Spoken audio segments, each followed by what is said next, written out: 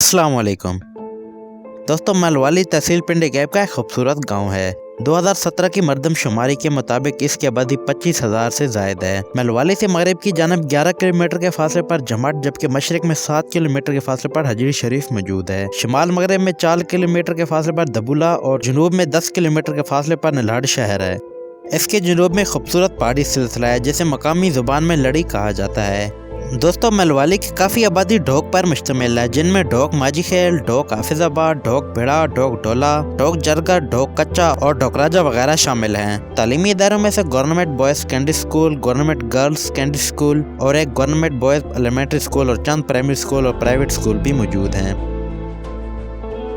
इसको मलवाली क्यों कहा जाता है, इसकी वजह तस्मिया क्या है, ये सवाल भी दिलचस्पी से खाली नहीं। ये नाम इस वजह से मशहूर हुआ कि जहाँ पर आजकल हर मंगल को मंडी मवेशियाँ लगती हैं, वहाँ एक मिनी डैम जिसे मकामी जुबान में बंद कहा जाता है, जो आपाशी और दूसरी जरूरियात के लिए आबादी को पानी मुहैया करता था। वहाँ पर आज भी एक मस्जिद है जो कि बंद वाली मस्जिद के नाम से मशहूर है। ये मस्जिद दरअसल इस बंद के किनारे पर वाक़ थी। पानी के इस बंद के किनारे चिकनी मिट्टी, जिसे इलाकाई जुबान में मल या मलही कहा जाता है, वो मिट्टी इकट्ठी हो जाती थी। ये मिनी डैम 1940 तक रहा और बाद में टूट फूट का शिकार हो गया। कम्हार बर्तन बनाने के लिए यहाँ से मली मिट्टी दूसरी देहातों में ले जाते थे और बर्तन तैयार करते थे।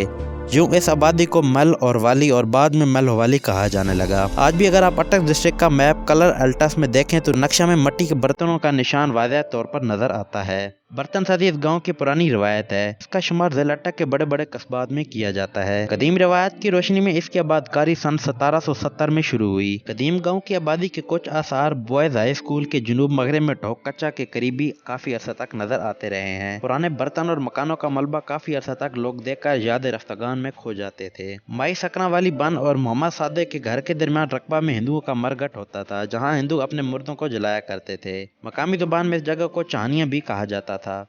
यहाँ का प्राइमरी स्कूल 1916 में कायम हुआ। यहाँ के लोगों को इस्लाम से बहुत गहरा लगाव है। क़याम पाकिस्तान के वक्त भी यहाँ दीन इस्लाम के फ़रोग़ के लिए काम जारी था, जो आज तक जारी है। कुरान पाक की तालीम के लिए कई मदारिस काम कर रहे हैं, जो मुल्क भर में और समंदर पार कुरान के पैगाम को आम कर रहे हैं। यहाँ पर काफ़ी तादाद में मसाजिद हैं। मलवाली की मशहूर मजहबी शख्सियत कायद मोहतरम अल्लामा सैयद साजिद अली नकवी, जिनको पूरे पाकिस्तान में जाना जाता है। मौलाना गुलाब हुसैन नकवी मरहूम, मौलाना करम इलाही मरहूम, मौलाना महबूब हुसैन मरहूम और मौलाना अब्दुल मालिक, हेडमास्टर इब्रार हुसैन शाह और मौलाना आशिक हुसैन शाह, अलामा तकी शाह, मौलाना मोहसिन शाह खतीब जामा मस्जिद जाफरिया मलवाली की अहम शख्सियत हैं।